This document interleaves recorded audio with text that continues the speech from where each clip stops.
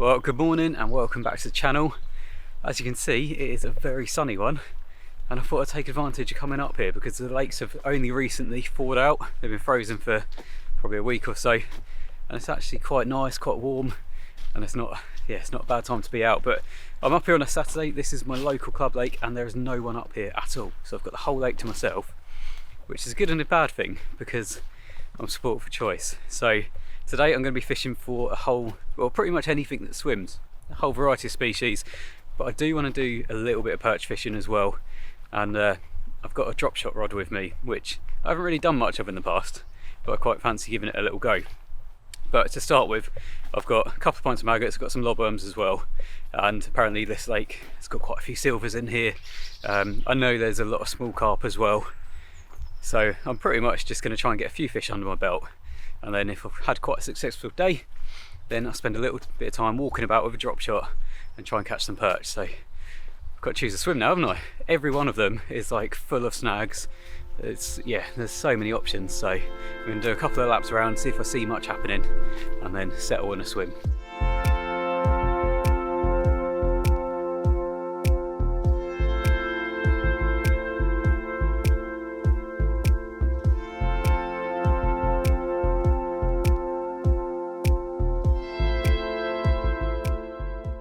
Right, so I've chosen my swim. I'm going in swim number 5, which is near enough central, right bang in the middle of the lake. So I can see a lot from here, but also behind me, as you can see, all the way along there, it is full of snags. I saw a fish a little bit further down in the snags. I think it's probably a little carp.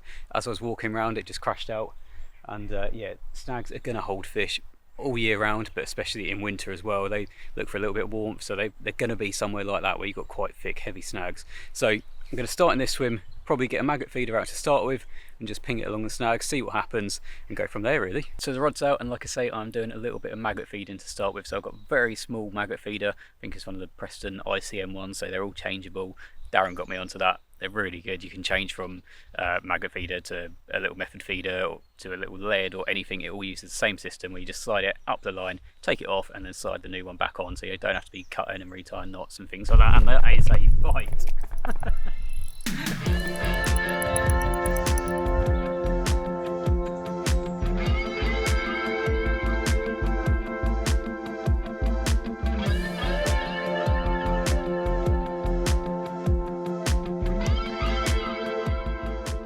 Anyway, apologies for that rude interruption. Yeah, lovely little carp to start the day off. But yes, I am using the Preston ICM method feeders, and then like I say, 2 little red maggots on the hook, and obviously it's done that bite quite quickly, which is a very nice way to start the day. But I thought I'd just show you kind of my swim, how I've got everything laid out, because I found more and more it's really important to have everything set up and everything in place, especially with this sort of fishing.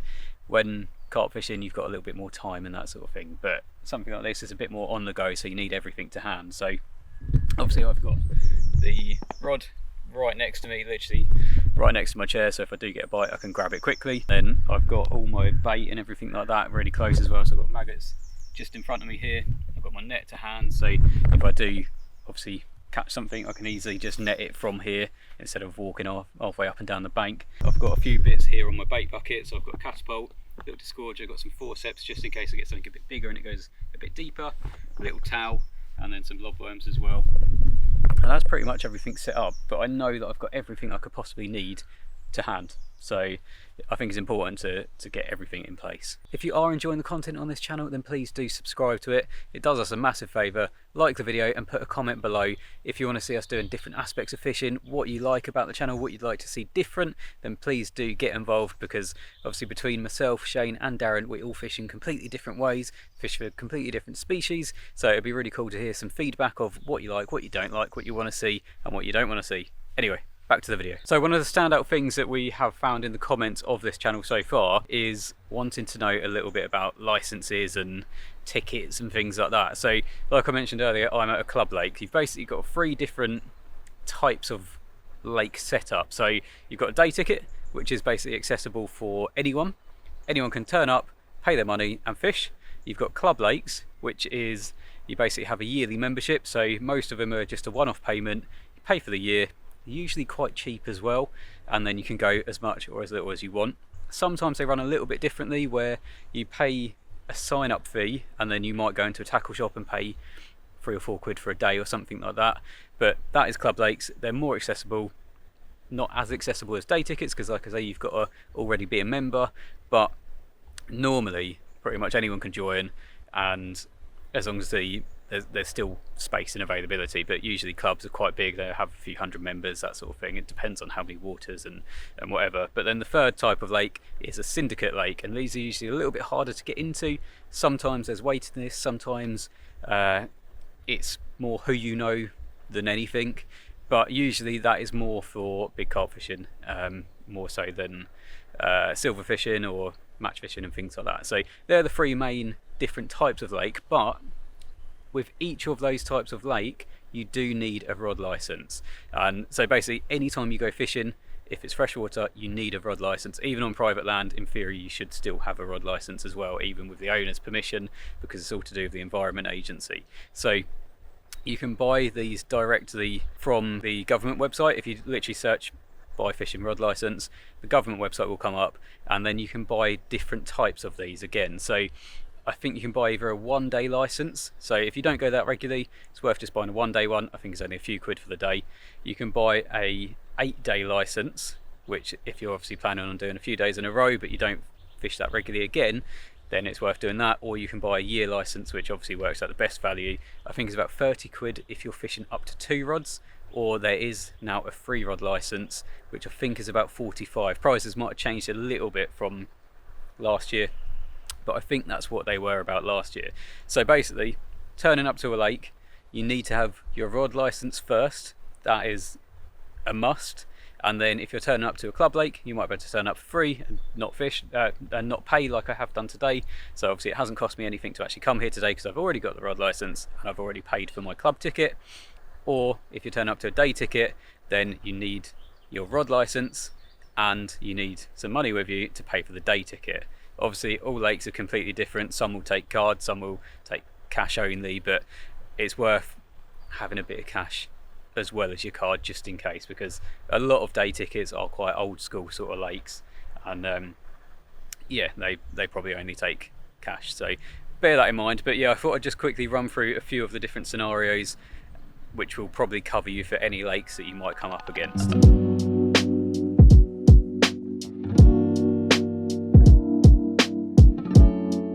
Well, that was a savage bite. Literally tore around. Luckily pulled away from the snags. I just sat down with a coffee, and yeah, Rod just bent right around, and then it just started ripping line. But to be honest, it looks a carbon copy of the first little carp that I had. But still good fun on a really lightweight little feeder rod like this one. That's another immaculate little common. Thought I'd switch out to the drop shot for a little bit. So it's a slightly different rod. It's a really lightweight rod, 5 to 15 grams, a little 8-foot rod. And I'm using the same reel, but I've got a second spool which I've filled up with braid. So the reason for using braid is when you're constantly reeling, you can feel little touches and things like that a lot more. So it just basically gives better indication, because obviously mono has got a lot of stretch in it. So that is the rod and reel.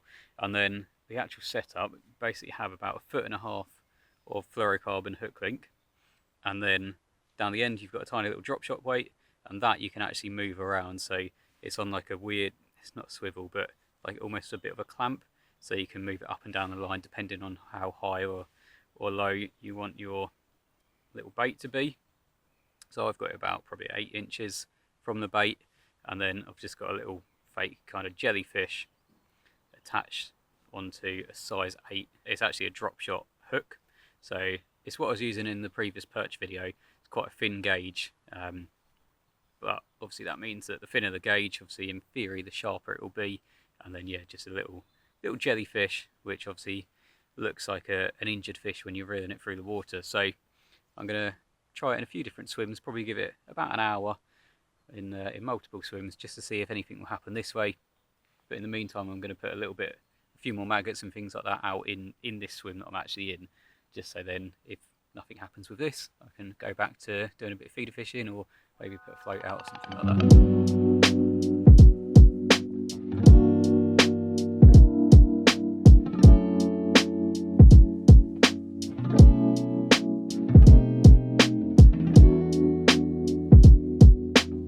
Surely if there's going to be perch anywhere, it's going to be in this swim.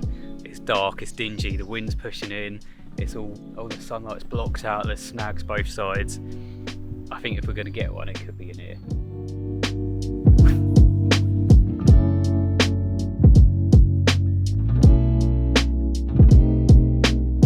But unfortunately the drop shot in didn't pay off. Probably had to wander around for about an hour or so, and yeah, just absolutely nothing at all. Might be the way I'm doing it.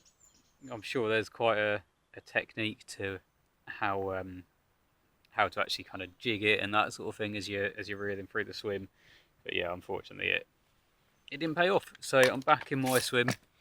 I'm not going back out on the maggot feeder. What I'm going to do is float fish again for perch in the same way that if you saw the previous video that I was perch fishing, same way I done it then. So the idea is you kind of float fishing but also ledgering at the same time. So if I just let off a bit of line, so I've got quite a decent sized float. This is the smaller of the two that I've got with me. It's 1.6 gram, so it's quite a chunky one, but it should hold its own. There's a little bit of wind, but there's a little bit of slack water as well, so I'm going for the smaller one first. I'd rather use the smallest I can get away with. And then to start with, I've got 2 SSG shot and then the hook itself. So the idea is the SSG hold the bottom, the float is just about buoyant, so you can just see the tip of it, and then obviously I'm going to be using lobworms, so that will be on the bottom. But the second that gets moved, the float will either lift up or drop down, so there will be a clear indication. So that's how I'm going to fish for them. I'm going to give it a couple of hours like this. If it's still very quiet on the perch front, then I'll probably go back to a little bit of feeder fishing just to try and catch something else before I call it a day.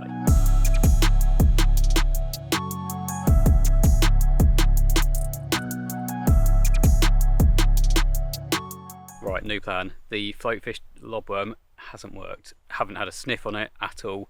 There's been next to no movement in this swim either, and I've been looking down this half of the lake and there's just nothing happening whatsoever. So I'm going to move, going down to the first half of the lake, dropping into swim 2. Obviously no one's fished there the whole time because I've been the only one here. Good timing for the geese to start up. So I'm going to drop down there. I've got a couple of hours left, maggot feeder, just to try and get a couple of fish, because the day started off really well. I changed tactics, wanting to go for the perch. That hasn't paid off, and since then it's been a bit hit and miss. So I'm hoping I can end the day on a high. Even if it is another couple of carp, then it's a couple more bites in there.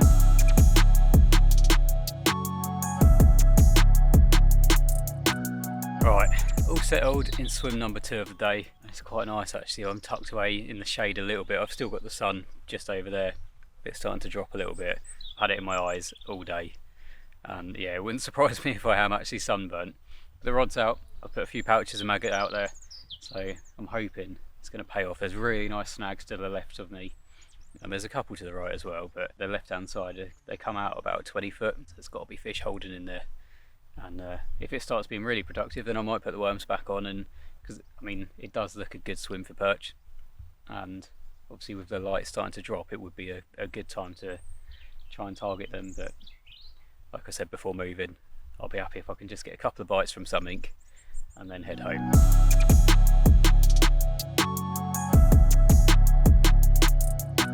Well, unfortunately, I think that is time.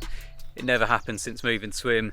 Didn't even get a knock, nothing at all. So it was weird. There was almost like that small window this morning where the sun had first come up, there was a bit of warmth around, the fish kind of switched on, and then since then it's gone completely dead, and after trying various methods, just cannot get a bite. So I'm going to get everything back to the van, get myself back home, warm up a little bit, because now that sun's dropping, it has started dropping the temperature as well. So I'm going to get myself back in the warm and get ready for another day. But if you have enjoyed this video, again, please do subscribe to the channel, like it if you liked it, and definitely put something in the comments below. Like I say, in terms of feedback, in terms of what you might want from the channel, we want you guys to be as involved with us as what we are with you, sort of thing. So it's got to be an ongoing thing where we get feedback from you, we make changes, and we make things better for everyone. So thanks for watching, and I will see you in the next one.